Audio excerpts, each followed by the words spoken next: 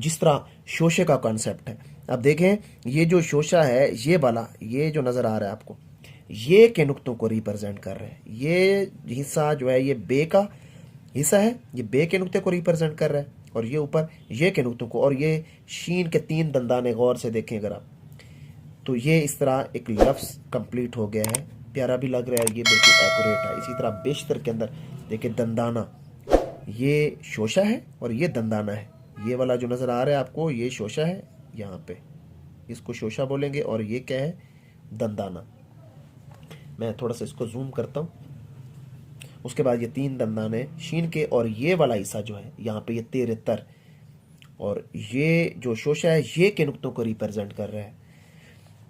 ऐसे ही मैं इसके अंदर देखें, ये शोशा है ये वाला, और उसके बाद ये दंदाना है, और वही नून गुना एक एंगल इसका अप एक डाउन।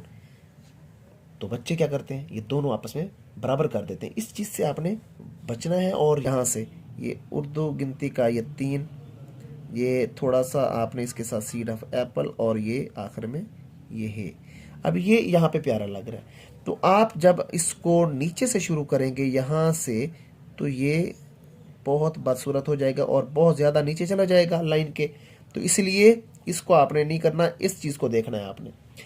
आपने इसको यहाँ से ऊपर से शुरू किया, और उसके बाद ये फे, ये हे और ये वो, ये पूरा पूरा जो है ना, ये लफ्ज़ यहाँ पे आराम से आ गया है, मफ़हूम। ये प्यारा भी लग रहा है, यहाँ पे आ गया है। ये ऐसे करते हैं, ये छोटी है। अब ये देखिए बुरा लग रहा है, आपने इसके लिए दरमियान से, ये दरमियान से ऐसे करके। बिस्मिल्लाहिर्रहमानिर्रहीम। तमाम स्टूडेंट, उम्मीद है आप सब लोग खैरियत से होंगे। मैं हूं खिज़र हयात और आप देख रहे हैं मेरा YouTube channel Khizar writing studio. आज हम कुछ उर्दू के अल्फाज हैं वो हम आपको लिखना सिखाएंगे, और तवज्जो के साथ आपने बातों को समझना है। थोड़ी सी गलतियां हैं जिनको अगर आप लोग ठीक कर लो तो आपकी उर्दू की राइटिंग बहुत जल्द खूबसूरत हो जाएगी। तो चलते हम अपने सेशन की तरफ। देखिए ये जो रकबे का असूल आपको नज़र आ रहा है, इसको अगर आप लोग समझ जाते हैं तो बहुत सारे अल्फाज की बनावट आपको आ जाती है। देखें इसकी पार्टीशन आप कर लिया करें लाइन की। ये सबसे ऊपर वाला डार्ट, ये फिर को ये दरमियान में एक डार्ट लगा दिया, और उसके बाद एक डार्ट नीचे आ गया। अब आपको ये मैं वाज़े बात बता दूं कि दाल और बे से जितने भी अल्फाज बनते हैं, या इनके ऊपर जो कुछ भी तख्तियाँ आप लगाएंगे, तो उसकी जगह इन 2 डाट के दरमियान होगी। ठीक है, यानी कि ये इसी के नीचे नीचे चलेंगे। ये वाला जो एरिया है ना नीचे, ये इनका है, इनसे बनने वाले अल्फाजों का है। और जो ऊपर वाला डाट और बिल्कुल जो ऊपर ऊपर ठहरा है ये, और दरमियान वाला ये वाला जो एरिया है, इसके लिए भी आपने क्या करना है, इसके लिए आपने जीम और अलिफ से जितने भी अल्फाज बनेंगे, जीम और अलिफ से जितने बनेंगे, या जिनके ऊपर जीम और अलिफ लगेगा, तो ये ऊपर वाले एरिया पे आएंगे।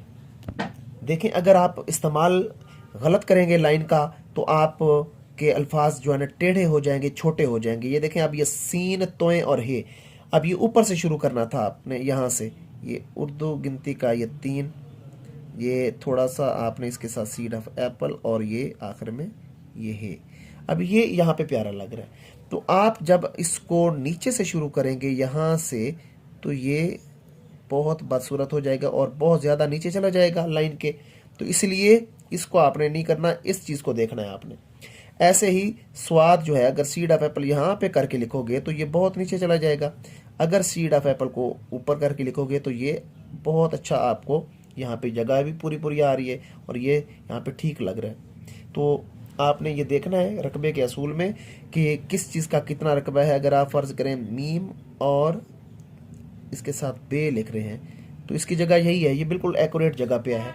अगर आप लोग सीन और बे लिखना चाह रहे हैं, तो इसकी जगह भी यही थी। अगर आप इसको ऊपर से शुरू करते तो बहुत बुरा लगता। यहाँ पे देखें, अगर ऊपर से आप इसको शुरू करते तो ये देखें बुरा भी लग रहा है। बहुत से बच्चे ये जीम और ये जीम ये ऐसे करके लिख रहे होते हैं, बहुत नीचे चले जाते हैं, हालांकि इसकी जगह ये थी। ये देखिए ये ज़्यादा बेटर लग रहा है इससे।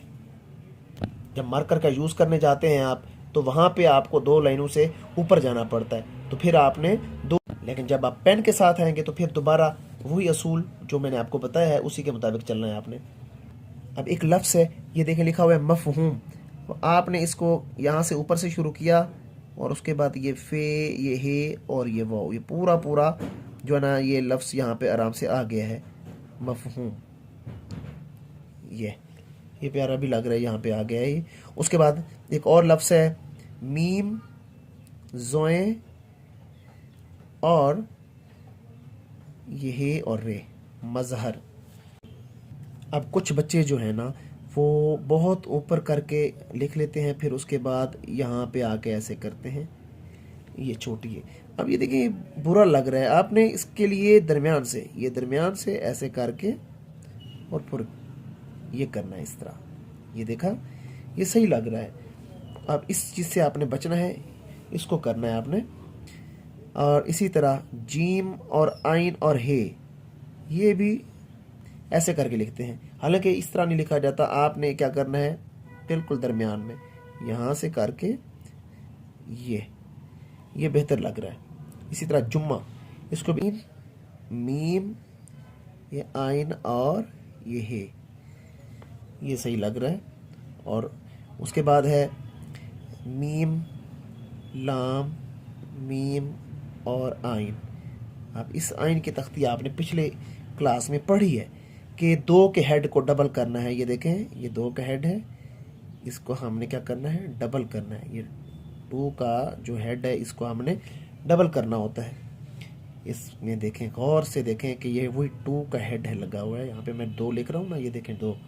अब टू के हेड को डबल किया, इसकी बनावट ये ऐसे करके यूं, और उसके बाद फिर ऊपर की तरफ आए और फिर आपने यूं नीचे आना है। मीम के साथ लिखना चाह रहे हैं ये ऐसे, अगर इसको बे के साथ लिखना चाह रहे हैं तो यूं करके लिखेंगे। सबकी बनावट एक ही है, यानी दो के हेड को डबल करना है आपने। यहाँ पे देखें मैंने मार्कर से लिखे हुए हैं, ये बनावट आपको समझ आ जाएगी। देखें कैसे नीचे की तरफ आपने आना है। बहुत से बच्चे इसको जेड की फॉर्मेशन में लिखते हैं, ऐसे करके यूं। अब ये फॉर्मेशन जो है ये गलत है, ये ऐसे करके लिख देते हैं, ये जेड की फॉर्मेशन है। यहाँ पे देखें, मैं इसको अगर यूं करूँगा तो ये जी बन जाएगा। इसको गौर से देखें अगर आप, तो ये जी बन रहा है, तो इससे आपने नहीं लिखना। ये टू की फॉर्मेशन में प्यारा लगता है, क्योंकि उर्दू लिख रहे हैं आप तो ये टू की फॉर्मेशन में ज़्यादा बेहतर लगेगा। अब यहाँ पे देखा है किस तरह बनावट है अल्फाजों की, और तमाम जो तख्तियाँ हैं इसमें लगी हुई हैं, और प्यारा भी लग रहा है। ये आइन का इस्तेमाल कैसे किया है, जो दरमियान में आइन है वो कैसे लगा हुआ है, तो इसकी प्रैक्टिस करेंगे तो ये बहुत जल्द आपको आ जाएगा। देखें ये सारी चीज़ें प्रैक्टिस के साथ आती हैं। अब जिस तरह शोशे का कॉन्सेप्ट है, अब देखें ये जो शोशा है, ये वाला, ये जो नज़र आ रहा है आपको, ये के नुक्तों को रिप्रेजेंट कर रहे हैं। ये हिस्सा जो है ये बे का हिस्सा है, ये बे के नुक्ते को रिप्रेजेंट कर रहा है, और ये ऊपर ये के नुक्तों को, और ये शीन के तीन दंदाने गौर से देखें अगर आप, तो ये इस तरह एक लफ्ज़ कंप्लीट हो गया है, प्यारा भी लग रहा है, ये बिल्कुल एक्यूरेट है। इसी तरह बेशतर के अंदर देखिए दंदाना, ये शोशा है और ये दंदाना है। ये वाला जो नज़र आ रहा है आपको, ये शोशा है, यहाँ पे इसको शोशा बोलेंगे, और ये क्या है, दंदाना। मैं थोड़ा सा इसको जूम करता हूँ। उसके बाद ये तीन दंदाने शीन के, और ये वाला हिस्सा जो है यहाँ पे ये तेरे तर, और ये जो शोशा है ये के नुक्तों को रिप्रेजेंट कर रहा है। ऐसे ही मैं इसके अंदर देखें, ये शोशा है ये वाला, और उसके बाद ये दंदाना है, और वही नून गुना, एक एंगल इसका अप एक डाउन। तो बच्चे क्या करते हैं, ये दोनों आपस में बराबर कर देते हैं। इस चीज़ से आपने बचना है, और ये चीज़ अगर आप करेंगे तो कभी उर्दू की जो राइटिंग है आपकी कभी भी नहीं बदल सकती, कभी भी। पेन के साथ लिखना चाह रहे हैं तो देखें, पेन के साथ इसकी बनावट यूँ बनेगी, ये मीम, ये शोशा और ये नून गुना, ऐसे हैं, ये शोशा और नून गुना। तो आज का सेशन आपको कैसा लगा, आपने कमेंट बॉक्स में लाजमी बताना है। और आज का सेशन आपको कैसा लगा है कमेंट बॉक्स में आपने लाजमी बताना है। मेरे चैनल को लाजमी सब्सक्राइब करना है, और जो लोग ऑनलाइन सीखना चाहते हैं मेरे चैनल को अभी सब्सक्राइब कर लें और बेल आइकन प्रेस कर दें। मेरा जो व्हाट्सएप नंबर है वहाँ से आप रब्ता करके ऑनलाइन क्लास का हिस्सा बन सकते हैं। बहुत मुनासिब फ़ीस है, और ऑनलाइन क्लास जो पेरेंट्स अपने छोटे बच्चों की राइटिंग के लिए परेशान है उनके लिए ख़ास तौर पे ऑनलाइन प्लेटफॉर्म बहुत सूट करेगा। तो अगली वीडियो में आपसे मुलाकात होती है। खुदा हाफिज़।